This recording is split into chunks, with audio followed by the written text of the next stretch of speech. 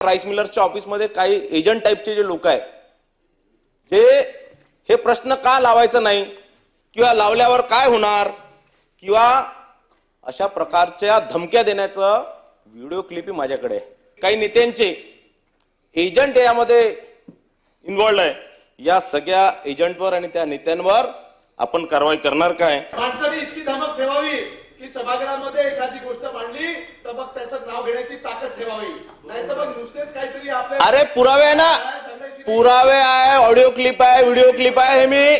हे मी गृहमंत्र्यांकडे सोबत जे दोषी आहेत अशा पद्धतीच्या लोकांवर सुद्धा मकोका लावला पाहिजे. हा बिलकुल बिलकुल निश्चितच याही लोकांवर मकोका आपण लावणार का हा माझा प्रश्न आहे. त्याही राजकीय पक्षाचे कोणी असू द्यात त्यांच्यावरती कडक कारवाई केली जाईल. आणि जर का अशा पद्धतीने कोणी ब्लॅकमेल करत असेल, कोणी ह्या जो काही अपव्यवहार चाललाय त्याचा कोणी गैरफायदा घ्यायचा प्रयत्न करत असेल त्यांच्यावरती देखील कडक कारवाई ही केली जाईल.